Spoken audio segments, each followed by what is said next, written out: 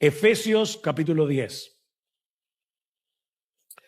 Por lo demás, fortaleceos en el Señor y en el poder de su fuerza. Revestíos con toda la armadura de Dios, para que podáis estar firmes contra las insidias o las acechanzas del diablo. Porque nuestra lucha no es contra sangre y carne, sino contra principados, contra potestades, contra los poderes de este mundo de tinieblas, contra las huestes espirituales de maldad en las regiones celestes. Por tanto, tomad toda la armadura de Dios para que podáis resistir en el día malo y habiéndolo hecho todo, estar firmes. Estad pues firmes, ceñidas vuestra cintura con la verdad, revestido con la coraza de justicia, calzados los pies con el apresto del evangelio de la paz, en todo tomando el escudo de la fe, con el cual podréis apagar todos los dardos encendidos del maligno. Tomad también el yelmo de la salvación y la espada del Espíritu, que es la palabra de Dios. Con toda oración y súplica, orad en todo tiempo en el Espíritu, y así velad con toda perseverancia y súplica por todos los santos.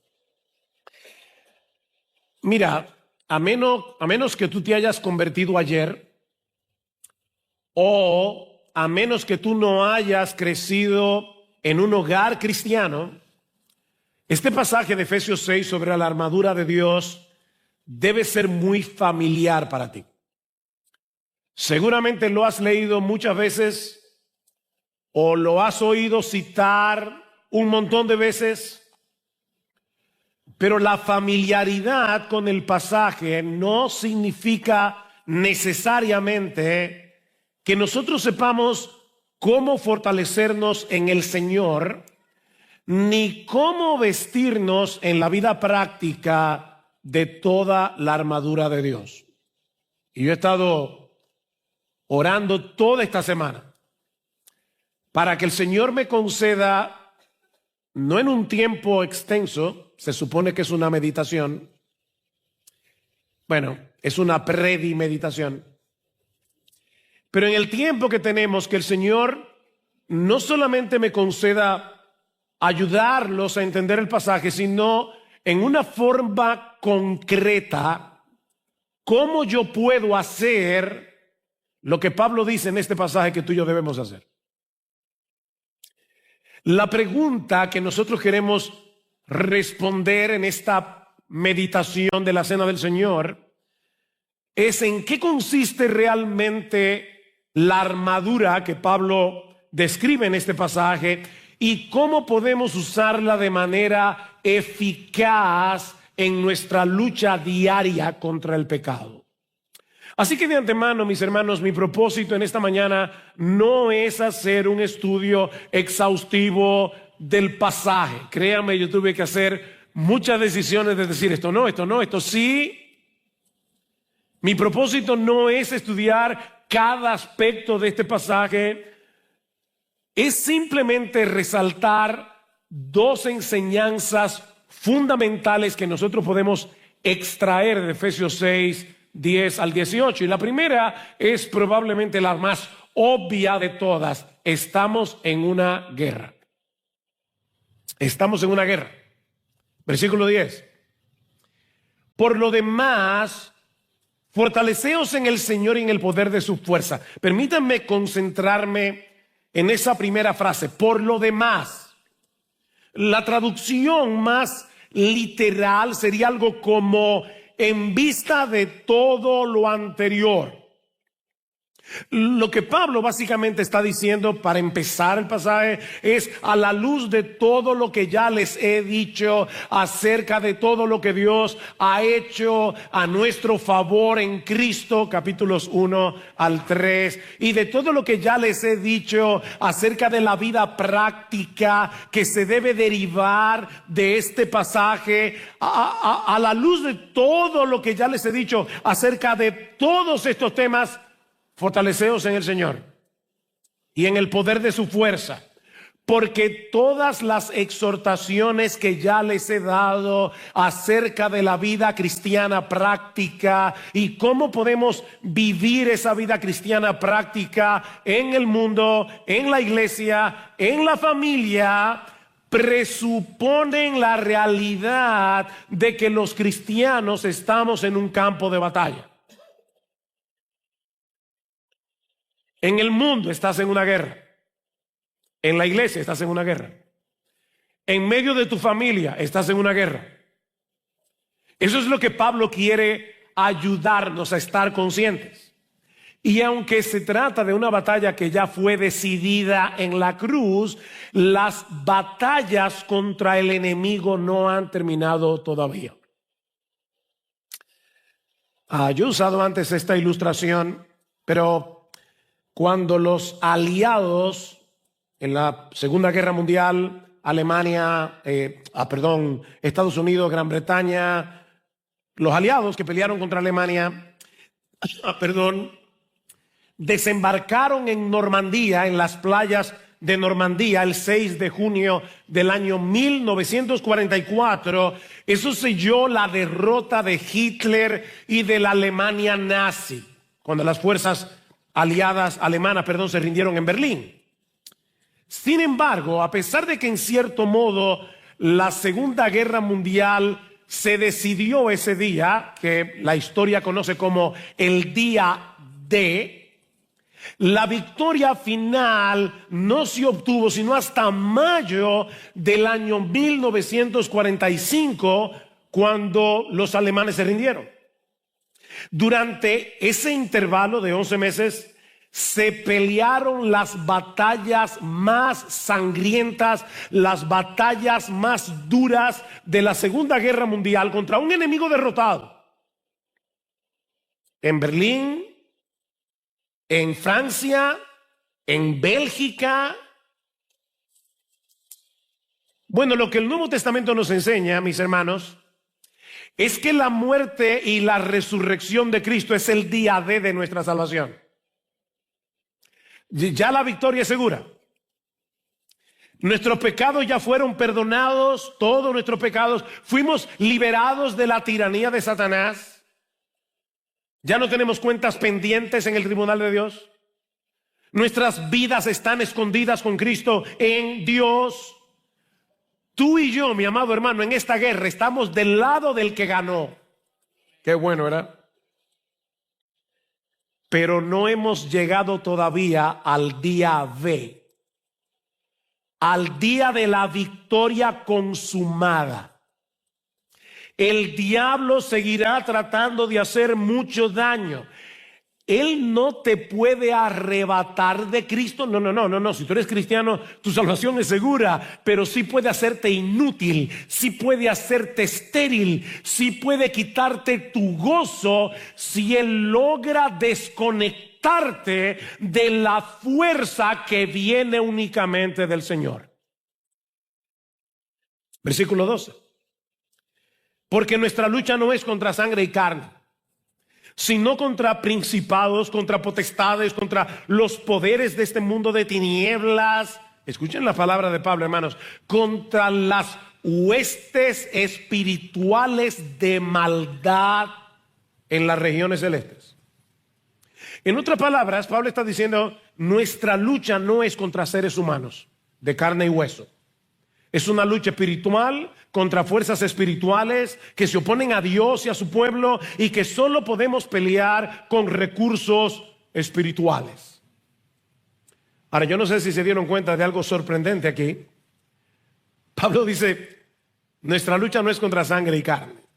De verdad, Pablo, cuando yo leo tu historia, cuando leo el libro de los Hechos, cuando leo tus cartas, lo que veo son personas que te apedrearon, que te azotaron, que te calumniaron, que te encarcelaron, que te abandonaron, que te persiguieron. Fueron gente de carne y hueso. ¿Cómo tú me puedes decir a mí, Pablo, que nuestra lucha no es contra seres humanos? Bueno, lo que Pablo está diciendo aquí, él no está negando que la carne y la sangre puedan herirnos, y él mismo lo sabía por experiencia. Pero Pablo quiere que entendamos que cada vez, hermano, escucha esto, cada vez que somos atacados, cada vez que somos calumniados, cada vez que somos heridos por personas reales, hay una realidad detrás más profunda operando al mismo tiempo. Hay un conflicto detrás del conflicto. Una guerra detrás de la guerra. Mi hermano amado, mi hermana amada, detrás del ataque del enemigo hay una oposición espiritual más peligrosa, más decisiva. No es que la carne y la sangre no puedan hacernos daño, es que no son el enemigo final. Tu adversario más peligroso, en el que debes enfocarte en esta guerra, no es tu cónyuge incrédulo, no es tu hijo rebelde, no es ese compañero de trabajo que te hace la vida imposible, y mucho menos los hermanos de la iglesia. Lee tu texto. Nuestra lucha no es contra sangre y carne. Tu adversario más peligroso, si esas personas están ahí, todas esas personas pueden herirnos profundamente, pero mi hermano, si peleamos esta batalla contra ellos, estaremos peleando contra el enemigo equivocado y seguramente vamos a usar las armas equivocadas. De ahí la exhortación de Pablo: fortalezcanse en el Señor y en el poder de su fuerza, porque mira, mi hermano, incluso cuando tú y yo estamos en nuestra mejor condición espiritual, somos demasiado frágiles, somos demasiado débiles, somos demasiado vulnerables. Cuando estamos en nuestra mejor condición espiritual y el enemigo que enfrentamos es demasiado astuto, es demasiado experimentado, es demasiado poderoso, no es todopoderoso, pero es demasiado poderoso y es demasiado cruel. Él tira a la yugular. Noten el versículo 11. Revestíos con toda la armadura de Dios, para que podáis estar firmes contra las insidias. Reina Valera dice: contra las acechanzas del diablo. La palabra griega ahí es metodías, de donde viene nuestra palabra método o la palabra metódico. Mi hermano, los ataques del diablo son calculados y sorpresivos. Normalmente comienzan por algo que parece totalmente inofensivo, pero su meta es que termines en el lodo y pisoteando el nombre de Jesucristo. Esa es la meta. El diablo no siempre ataca de manera frontal, como lo hace, por ejemplo, con las persecuciones. A veces lo hace. Pero no, la mayoría de las veces él usa mentiras razonables. ¿Oíste eso? Mentiras razonables. ¿Cómo puede ser que se le niegue el amor a dos hombres que se aman o a dos mujeres que se aman? O sea, ¿cómo tú puedes pedirle a una mujer que no quiere tener un bebé que ella no tenga la libre potestad de decidir sobre su cuerpo? Fíjense, el bebé ya fue sacado de la ecuación. Son mentiras razonables, medias verdades, acusaciones, distracción, tentaciones fríamente calculadas para seducirte a ti, a mí, en nuestro punto más débil. Rara vez empieza con comete adulterio. No, es con solo estoy cansado, me merezco tener a alguien que me quiera, nadie se va a enterar, es solo un poquito de pornografía. ¿Ven? Son ataques metódicos. Ahora, Pablo no escribe todo esto para que nos paralicemos del miedo. No, Pablo está escribiendo todo esto para que tomes en serio al adversario. Para que tomemos en serio al adversario, para que no pretendamos pelear esta guerra en nuestras propias fuerzas, sino amparados en aquel que ya venció en la cruz. Hermanos, recuerda lo que decía al principio. Tú y yo estamos del lado del vencedor, no te olvides de eso. Vean unas páginas atrás, Efesios capítulo 1. Escuchen lo que Pablo ora por esta iglesia en Éfeso. Versículo 18. Mi oración es que los ojos de vuestro corazón sean iluminados. ¿Para qué? Para que sepáis cuál es la esperanza de su llamamiento, cuáles son las riquezas de la gloria de su herencia en los santos. Y ahora escuchen, y cuál es la extraordinaria grandeza de su poder para con nosotros los que creemos, conforme a la eficacia de su poder, el cual obró en Cristo cuando le resucitó de entre los muertos, le sentó a su diestra en los lugares celestiales, muy por encima de todo principado, autoridad, poder, dominio y de todo nombre que se nombra, no solo en este siglo, sino también en el venidero. Ven, Pablo dice en el versículo 12 del capítulo 6, nuestra lucha no es contra sangre y carne, es contra potestades, contra poderes. Jesucristo está muy por encima de todos ellos. Así que Pablo, vuelvo y repito, hermanos, no está escribiendo esto para que te atemorices a tal punto que te paralices. Es para que no tomes en juego al adversario. El diablo, mi amado hermano, no está jugando a la guerra. ¿Te acuerdas cuando éramos niños? Sobre todo los varones, nos encantaba jugar a los vaqueros. El diablo no está jugando. Él está buscando a quien devorar. Efesios 3:16, Pablo pide por estos mismos creyentes que sean fortalecidos con poder en su espíritu o por su espíritu en el hombre interior. ¿Ven?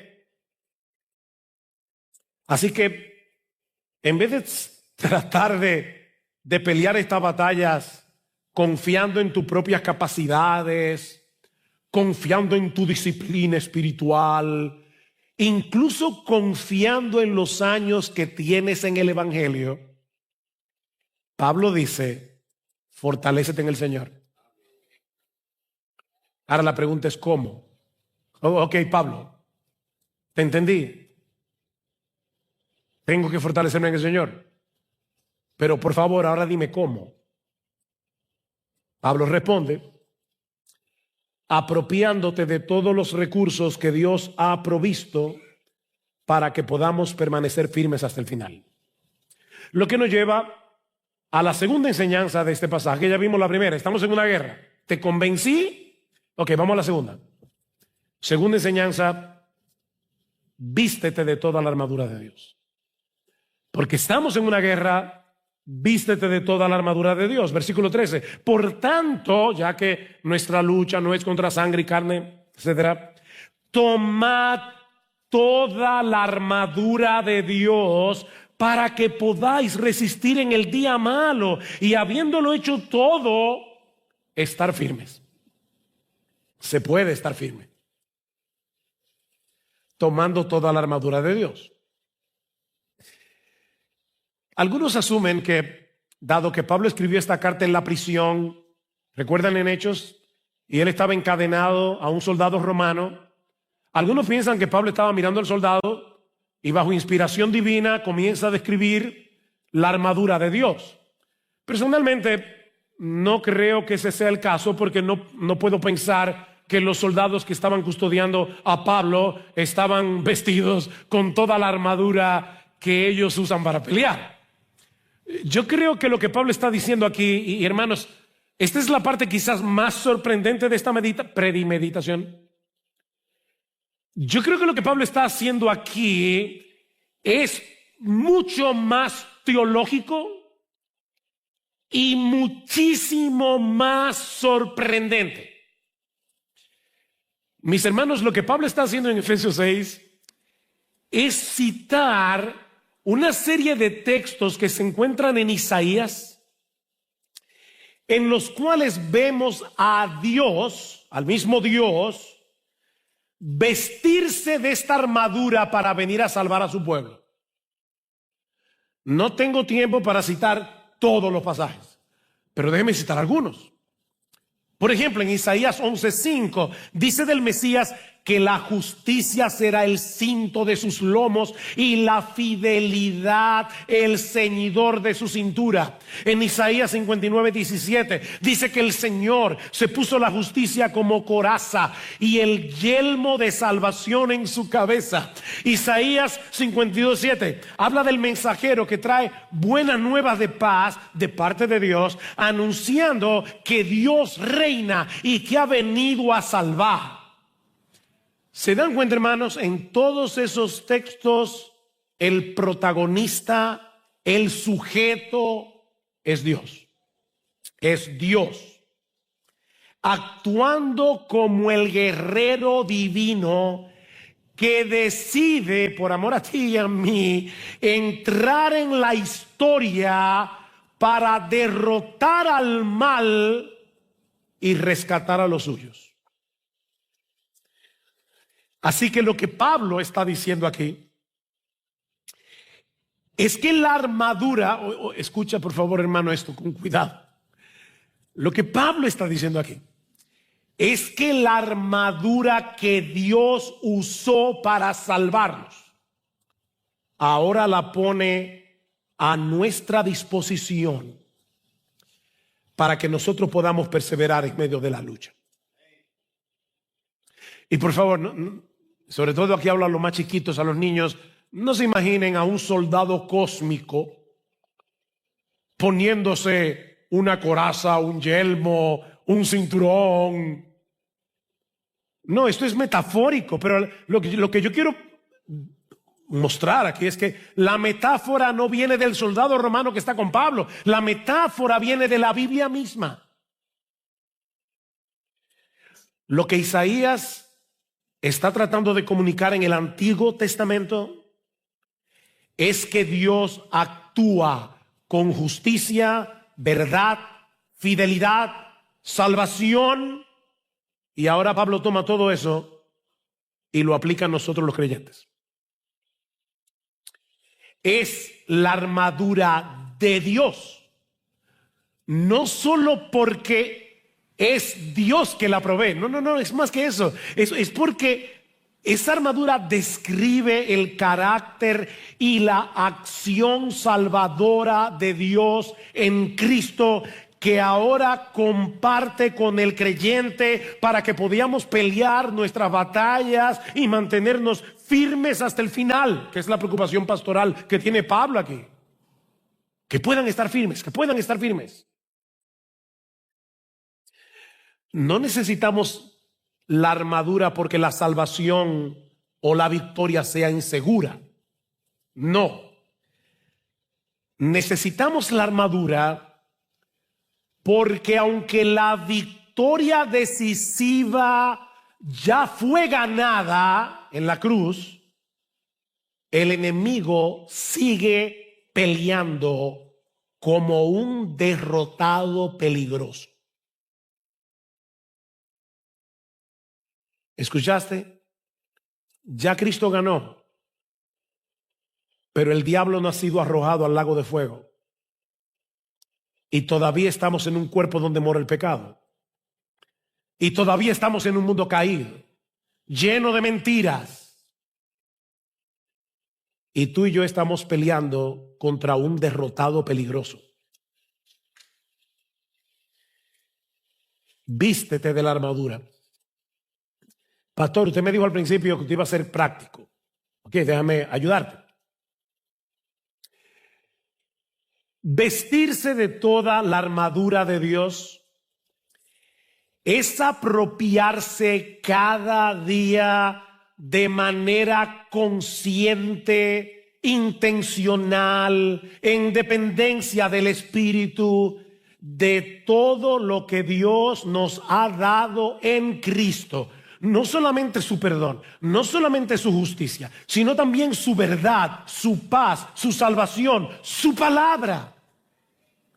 y vivir a la luz de ellos, de todos esos recursos, en medio de la batalla, para poder permanecer firmes.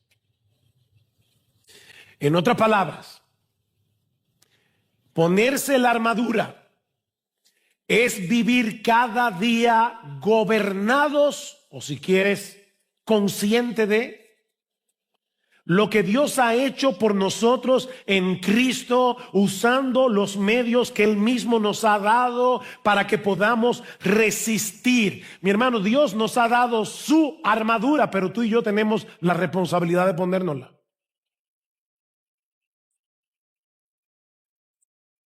Versículo 14. Estad pues firmes, ceñida vuestra cintura con la verdad. Con la verdad.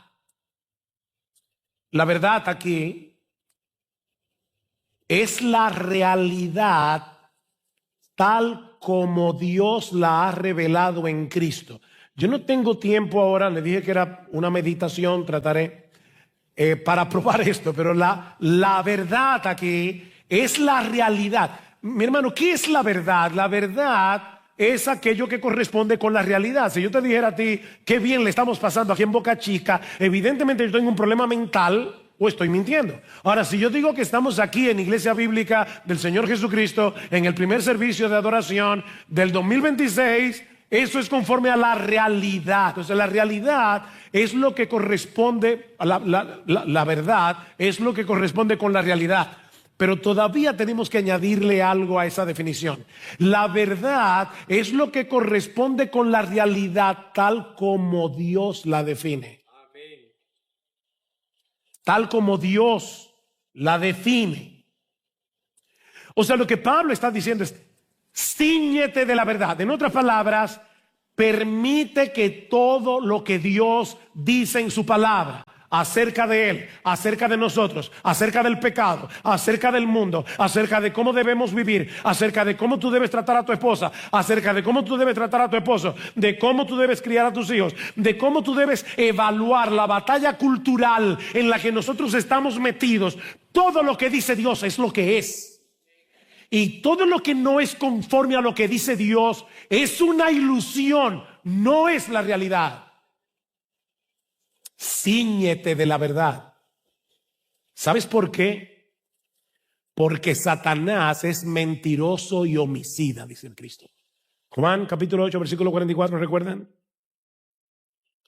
Satanás es mentiroso y homicida. Él miente para destruir. Mira, mi hermano, déjame decirte algo. El arma principal de Satanás no es el dolor, es el engaño.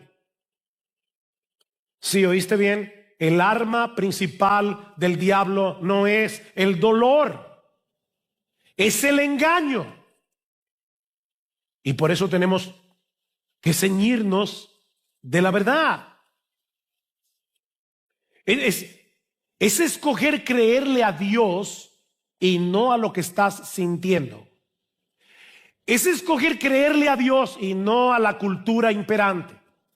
Es escoger creerle a Dios y no a las opiniones del mundo. Es creerle a Dios.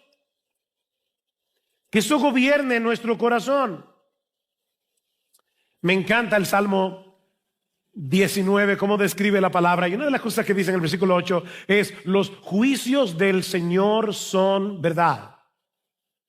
Ahora, ¿qué son los juicios del Señor? Algunos piensan que está hablando de cómo Dios castiga el pecado. No. No, la palabra hebrea que el salmista está usando aquí señala otra cosa. ¿Ustedes han visto cuando alguien dice fulano tiene buen juicio? Lo que está diciendo es, fulano hace buenas decisiones, tiene buen juicio. Bueno, lo que el salmista está diciendo en el Salmo 19 es que todas las evaluaciones de Dios sobre la realidad es lo que la realidad es, porque los juicios del Señor son verdad.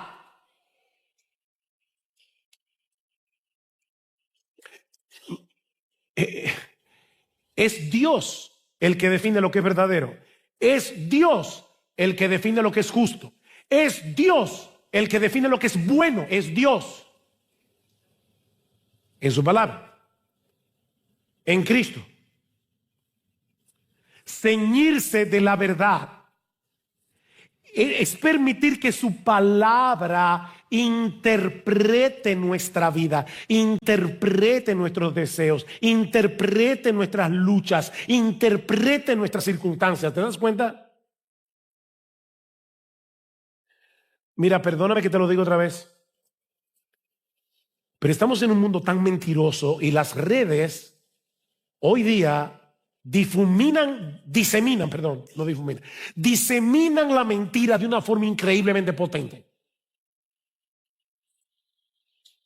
Lo que Dios dice sobre cualquier cosa es lo que es. Mira qué simple. Ceñirse de la verdad es escoger la postura bíblica en esta batalla cultural sobre el aborto, sobre el matrimonio homosexual, sobre qué significa ser hombre, sobre qué significa ser mujer. Ceñirse de la verdad es creer que Dios es el que sabe cómo debemos vivir en la vida cotidiana. Mira, mi hermana, el mundo te dice que debes vestirte provocadoramente para seducir, para que te miren. Mientras más corta la ropa, mientras más ajustada, mientras más profundo sea el escote, mejor. Y si lo publicas, mejor todavía. Pero Dios te dice, oye bien joven, Dios te dice que tú debes vestirte como una mujer que le teme a Dios. ¿Ves? Como una mujer para quien la opinión de Dios es 1000 veces más importante que lo que tus amigas piensen de ti. Porque las mujeres, déjenme decirles algo, las mujeres normalmente se visten para las otras mujeres. Increíble. Qué bien te queda. Y entonces, o sea, porque imagínate, si no lo publicas con ese cuerpazo que tienes y con esa ropa que lo revela todo, entonces ¿para qué te la pusiste? Ceñirte de la verdad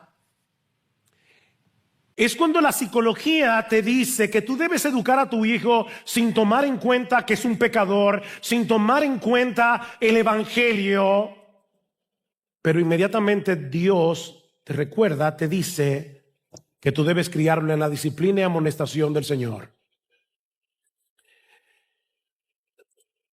Invitamos al doctor Justin Miller a hablar de la crianza, porque lamentablemente, hermanos, la iglesia está siendo profundamente psicologizada. Nos están asando como al sapo en la olla. Y ahora de repente, yo sé que la Biblia dice tal y cual cosa en Proverbio, pero yo creo que eso no es tan así. ¿Ven? ¿Y qué es lo que es tan así? ¿Lo que dicen los psicólogos? ¿Lo que dice el mundo? ¿Lo que dicen los expertos? Por eso estamos como estamos. Ayer me enteré que ahora hay un juego nuevo. Sacar a pasear perros invisibles. No me acuerdo cómo se llama. Doggy no sé qué. Entonces ahí tú ves la gente con una correa. Ese perro no hace necesidades, no come, o sea, es fácil de mantener.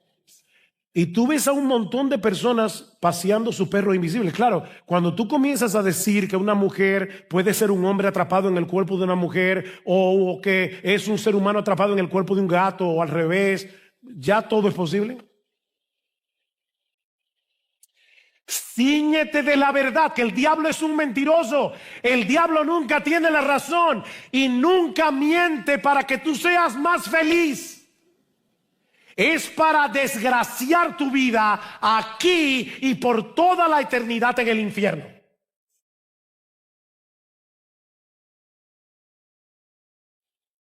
Uy, pero solamente estamos en el cinturón de la verdad. Déjeme ir rápido. Vestirse de justicia, dice Pablo. Eso no solamente es descansar en la justicia perfecta de Cristo por medio de la fe, no, es procurar de una manera coherente con esa justicia. Pablo no está hablando ahí de la justificación, está hablando de la justicia. Y lo vemos claramente en otros pasajes de Efesios, o por ejemplo Pablo dice en Romanos capítulo 6 versículo 13 que no debemos presentar nuestros miembros, los miembros de nuestro cuerpo, al pecado como instrumentos de iniquidad, sino presentaos vosotros mismos a Dios como vivos de entre los muertos y vuestros miembros a Dios como instrumentos de justicia. ¿Recuerdan la prédica de Salvador hace 2 domingos? Tenemos que decirle que no a ciertas cosas para poder tenerle que decirle que sí a las cosas del Señor. Es vístete de justicia. Calzarse con el evangelio de la paz es caminar cada día con la seguridad de que ya fuimos reconciliados con Dios y predicarle esa noticia maravillosa a todo el que tú puedas. El escudo de la fe es esa confianza activa en las promesas de Dios. Cuando vienen los dardos encendidos de la duda, de la acusación, de la tentación, cuando el diablo te dice que tú eres un fraude, cuando el diablo te dice que Dios está cansado de ti, de inmediato tú traes a tu mente las verdades y promesas de Dios reveladas en su palabra. No, Cristo es mi justicia. Filipenses capítulo 3 versículo 9. Ya no hay condenación para los que están en Cristo Jesús. Romanos 8:1. Tengo en los cielos un gran sumo sacerdote que intercede por mí y que se compadece de mis debilidades. Hebreos capítulo 4 versículo 14 al 16. Usa el escudo de la fe. El yelmo de la salvación protege nuestra mente al recordarnos nuestra nueva identidad en Cristo. Mi hermano, tú y yo somos perdonados, justificados, adoptados, cuidados por el Señor, amados sin límite. Y recordar que el final de nuestra historia es la gloria eterna. Así que en medio del sufrimiento, del cansancio, del desaliento, nos recordamos continuamente cuál es el final de nuestra historia y que Cristo nos guardará hasta que lleguemos hasta allí. La espada del Espíritu, obviamente la palabra de Dios, entendida y aplicada en dependencia del Espíritu Santo, para combatir contra nuestro propio pecado, para combatir con las mentiras con las que tú y yo llegamos al Evangelio. ¿Tú sabías que tú y yo llegamos al Evangelio con un montón de mentiras en la cabeza? Y la palabra de Dios tiene que comenzar a despejar esas tinieblas y traer la luz de la verdad divina para poder resistir al engaño y la seducción del enemigo. Y todo eso, dice Pablo, sostenido mediante la oración constante. Versículo 18, con toda oración y súplica, orando en todo tiempo, en el Espíritu, velando con toda perseverancia y súplica, no solamente por ti, sino también por todos los santos.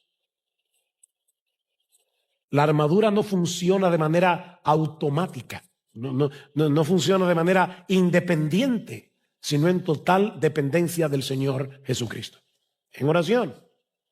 La oración no es otra pieza de la armadura. ¿Se dan cuenta? No, es la atmósfera en la que debemos usar todas las otras piezas. En otras palabras, ora para poder ceñirte de la verdad. Señor, líbrame de las mentiras. Jóvenes que están aquí, oren al Señor. Señor, yo estoy expuesto a muchas cosas a través de TikTok, a través de Instagram, a través del YouTube, a través de las películas, a través de las series. Señor, por favor, líbrame de las mentiras, líbrame del engaño. Ayúdame a ceñirme de la verdad. Tienes que orar por eso. Ora para que puedas levantar el escudo de la fe. Señor, recuérdame tus promesas, tus preciosas y grandísimas promesas. Ora para afirmar tu esperanza en medio del dolor. Ora para que puedas usar eficazmente la espada del Espíritu, que es la palabra de Dios. Ora. Bien, mis hermanos, como les decía al inicio, no era mi intención hacer un estudio exhaustivo de este pasaje. Era simplemente compartir estas enseñanzas que espero nos preparen para las luchas que seguramente vamos a enfrentar este año y de manera más inmediata para poder participar de la cena del Señor. Porque déjenme decirles algo. todo este pasaje de Efesios se encuentra enmarcado en el contexto del Evangelio y de la victoria de Cristo en la cruz que hemos venido a recordar en esta ordenanza. ¿Saben que participar de la cena del Señor es un acto militar y espiritual? Participar de la cena, porque nos recuerda que estamos peleando una guerra que ya fue decidida en la cruz. Nos recuerda que Cristo nos dio su armadura, la suya, para seguir peleando, hasta que llegue ese bendito día en que ya no tendremos que luchar nunca más. Así que hoy venimos a esta mesa no como guerreros autosuficientes, sino como soldados cansados que necesitan ser renovados. Yo estoy cansado. A veces digo, Señor, yo ya no quiero seguir peleando con tanto pecado adentro de mí.